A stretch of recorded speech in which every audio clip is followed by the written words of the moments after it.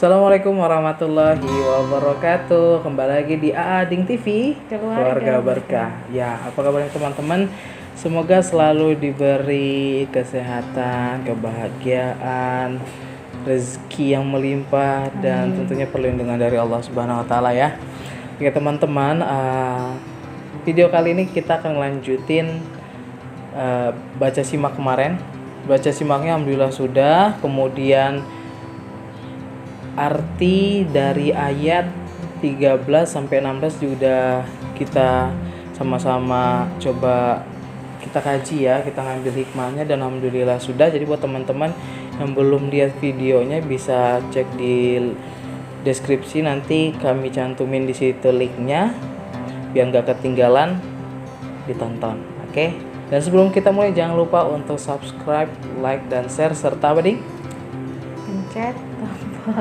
Pencet tombol loncengnya. Oke, pokoknya Ading spesial pencet tombol lonceng ya.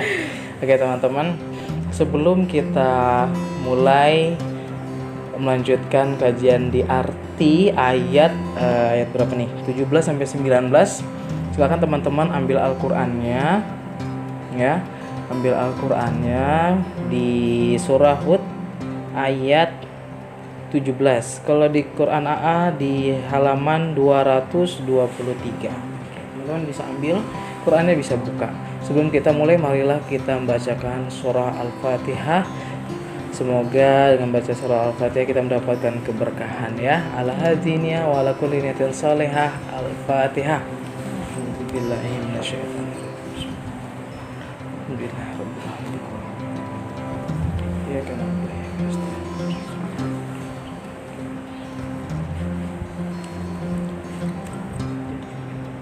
Ya teman-teman, kita mulai. Bismillahirrahmanirrahim. Kita lanjut pembahasan arti dari surah Hud sekarang di ayat 17. Bismillahirrahmanirrahim. Maka apakah orang-orang kafir itu sama dengan orang yang sudah mempunyai bukti yang nyata Al-Quran dari tuduhannya dan diikuti oleh saksi-saksi darinya? Sebelumnya sudah ada pula kitab Musa yang menjadi pedoman dan rahmat. Mereka beriman kepadanya Al-Quran. Barang siapa mengingkari Al-Quran di antara kelompok-kelompok orang Quraisy, maka nerakalah tempat-tempat yang diancamkan baginya. Karena itu janganlah engkau ragu terhadap Al-Quran. Sungguh Al-Quran itu benar-benar dari Tuhanmu, tapi kebanyakan manusia tidak beriman. Oke, di sini maka apakah orang-orang kafir itu sama dengan orang-orang yang sudah mempunyai bukti yang nyata dari Tuhannya dan diikuti oleh saksi. Saksi di sini di catatan kecil di Al-Quran ini adalah ada yang menafsirkan saksi dengan Jibril alaihi salam, Al-Quran atau Nabi Muhammad. Jadi saksi di sini maksudnya itu. Jadi maksudnya pertanyaannya, apakah orang-orang kafir itu sudah mempunyai bukti yang nyata? Bukti yang nyata ini dia tuh udah punya kitab enggak dari Tuhannya sebagai pedoman mereka?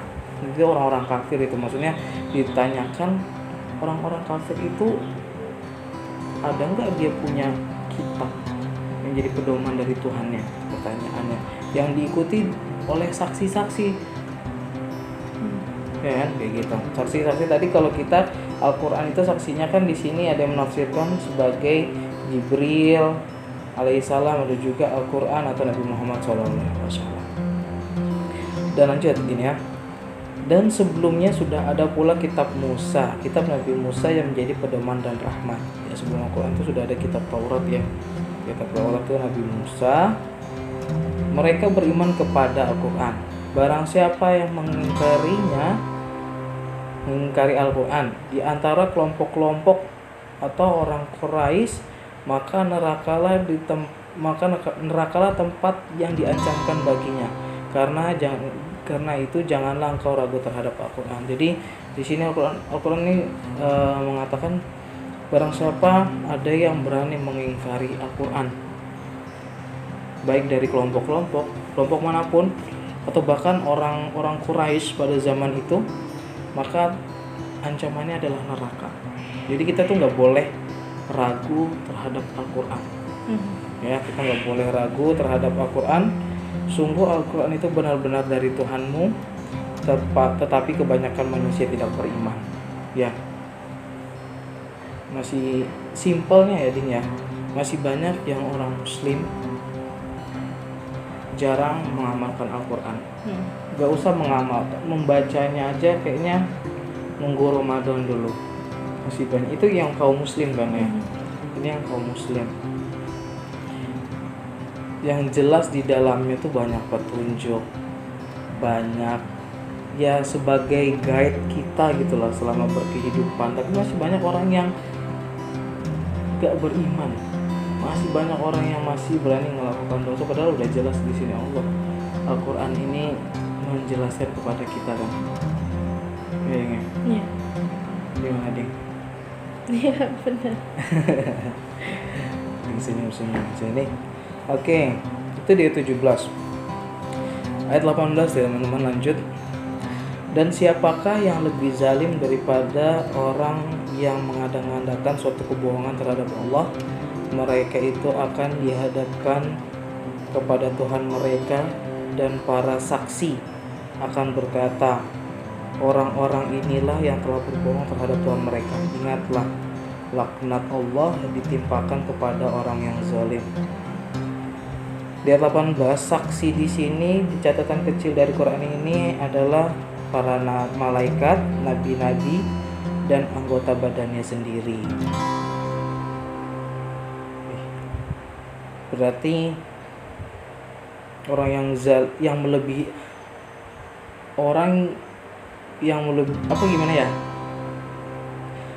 suatu keburukan yang lebih daripada zalim adalah melakukan suatu kebohongan atau mengada-ngadakan akan Allah, ya, melakukan kebohongan tentang Tuhannya gitu. Makanya kita banyak lah ya kasus-kasus sekarang, orang-orang tuh yang bahkan di sosmed dengan PD-nya menghina Allah, menghina Nabi, menghina Al-Quran. Ada yang Al-Quran diinjak-injak segala macamnya. Kita bisa berdoa semoga mereka cepat-cepat diberikan hidayah oleh Allah ya, dan diampuni. Kalau dia Muslim, semoga dia cepat-cepat bertobat, dan apabila dia non Muslim, ya Allah berikan hidayah lah ya, dan dia bisa mengambil hikmahnya seperti itu ya. Kita mungkin, dan ya tempatnya adalah neraka. Laknat Allah akan ditimpakan kepada orang yang zalim, yang berbohong tadi, mengada-ngada tentang Tuhannya. Lanjut ayat 19. Orang yang zalim dikatakan di ayat 18, dijelaskan di ayat 19. Orang zalim itu yaitu mereka yang menghalangi dari jalan Allah dan menghendaki agar jalan itu bengkok. Dan mereka itulah orang yang tidak percaya adanya hari akhirat. Orang zalim ini ding, yang menghalangi dari jalan Allah. Banyak kan kadang gak usah yang non muslim, yang muslim aja kadang mengarahkan kita ke jalan yang lain gitu kan ya. Iya, memang setiap kita ya kalau berteman ya harus ini lagi, maksudnya harus benar-benar ngelihat keadaan teman kita juga ya. Jadi kita ya berteman sama siapapun, sama siapa aja, cuman ketika yang baik kita ambil, ketika yang positif kita ambil, dan negatifnya kita tidak perlu ikuti. Bahkan kalau bisa kita berusaha untuk memberi masukan ke dia, ke mereka, bahwa jalan itu tidak benar gitu ya, bahwa jalan itu sudah salah dan segeralah untuk kembali ke jalan yang benar, kayak gitu ya. Ya benar nih, benar banget. Apalagi kalau kaitannya di ayat 19 ini kan eh, lepas dari ayat ini kita nyontoh keadaan sekarang, khususnya kita yang kondisinya ilmu agama kita yang memang seadanya, pas-pasan segala macam. Dan situasi sekarang dinyatakan banyak masalah, apalagi ini masalah yang lagi rame viral tuh, sholat di masjid, sholat Jumat ditiadakan segala macam kan. Yang seperti itu aja udah banyak suara kan ya, banyak suara, iya bahkan nggak sama muslim, bahkan sesama ulamanya gitu. Nah ulama ini saling menyalahkan gitu. Nah jadi kalau AA khususnya AA ya, Ading pribadi kita yang memang merasa ilmu agama kita seadanya, ya pas-pasan ya, kita akan ngikutin ya kalimat Allah, atiullah wa atiur rasul wa atiur ulil amri minkum. Artinya ya kita mentaati ulil amri kita kan ya. Ulil amri kita, kalau memang kita agak ragu sama pimpinan kita masih ada seperti MUI, Majelis Ulama Indonesia, yang memang itu di pemerintahan. Beliau pun bukan orang-orang yang sembarangan berfatwa, bukan orang-orang yang tanpa ilmu hanya menggunakan logis membuat sebuah fatwa. Itu nggak mungkin. Mereka memang berdasarkan hadis, berdasarkan Quran segala macam, dan ijtima lainnya yang memutuskan akhirnya seperti sholat Jumat ditiadakan sementara kan ya. Dengan sholat zuhur Iya, ditiadakan sholat Jumatnya. Itu kan memang sebab dan uzurnya itu mereka ambil dari hadis dan Quran, usul fiknya segala macam kan.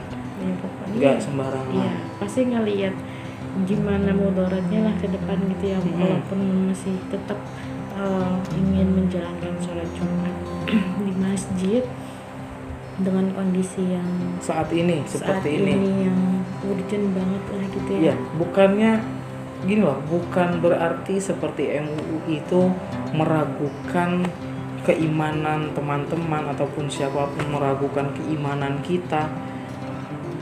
Ya mereka itu gini loh teman-teman, ketika fatwa yang mereka buat itu salah, maka ya beban mereka lebih besar menanggungnya karena satu negara yang mereka arahkan seperti itu kan. Tapi Masya Allah mereka benar-benar orang-orang yang memang dipilih Allah, yang benar-benar Allah arahkan lah mereka untuk memberi jawaban kepada kita ya, negeri masyarakatnya untuk melaksanakan itu. Jadi ya kita ikutin ya, khusus AA sama Ading ya, kita ngikutin pemerintah. Kita nggak berani berkomersil macam-macam atau segala macam. Kita yakin memang lillahi ta'ala, karena Allah segala macam, karena Allah ta'ala lah ya. Apa yang MUI udah arahkan memang udah benar-benar untuk kebaikan kita seperti itu ya. Memang rame sih Ding ya, banyak yang bahkan beberapa itu ada yang bilang ini udah tahu zamannya kayak gini, banyak penyakit segala macam, ini lagi musibah kayak gini malah gak sholat Jumat, kayak gimana coba gini. Ya sempat aneh sih pada saat itu AA pun sempat harus ngikutin yang mana nih ya. Tapi ya kita kan punya sosial media, punya YouTube, kita juga punya kitab-kitab yang bisa dibuka. Dan ya alhamdulillah beberapa ustadz yang AA ikutin ya kan. Salah satu contoh seperti Ustadz Adi Hidayat gitu kan, AA ngikutin juga di YouTube ya. Beliau malah menyarankan ya kita ngikutin pemerintah, apalagi kita di Indonesia yang bermazhab sebagian besar Syafi'i ya. Bermazhab sebagian besar Syafi'i ya bismillah kita mengikuti apa yang diarahkan pemerintah. Itu ya Ding ya. Itulah teman-teman, mungkin teman-teman bisa bantu komen, atau mungkin ada yang mau ditanyakan, atau mungkin mau ngajak diskusi, bisa langsung cantumkan di kolom komentar. Ading ada lagi nggak? Nah, itu aja. Itu aja Ding ya, karena ya kondisi sekarang ini memang yang penting kita berdoa sama Allah, minta dikuatkan selalu iman kita. Amin. Ya intinya itu, iman kita harus kuat, janganlah karena banyak suara seperti ini iman kita goyah ya, jangan sampai. Ini kalau udah masalah iman itu urusan kita sama Allah aja lagi ya. Oke teman-teman, alhamdulillah ayat 17 sampai 19 sudah selesai. Berarti untuk kajian arti dari surah Hud ayat 13 sampai 19 sudah selesai. Alhamdulillah. Semoga kita bisa mengambil hikmahnya ya. Pasti. Ambil hikmah. Dan teman-teman yang belum lihat video sebelumnya di ayat 13 sampai 16 bisa langsung cek di deskripsi, nanti ada linknya di situ, AA cantumin, bisa ditonton ya biar nggak ketinggalan. Oke, itu aja teman-teman. Jangan lupa untuk terus subscribe, share, dan like ya. Dan tekan tombol lonceng. Oke, asik. Nah, jangan lupa teman-teman ya. Kita ketemu lagi di video-video selanjutnya, di konten-konten selanjutnya. Doakan kami biar kami selalu istiqomah dan konten ini berkah, dan kita juga menjadi keluarga yang berkah. Amin. Ya, selamat tinggal sih. Ketemu lagi nanti. Ading TV, keluarga berkah. Wabillahi taufiq wal hidayah. Wassalamualaikum warahmatullahi wabarakatuh.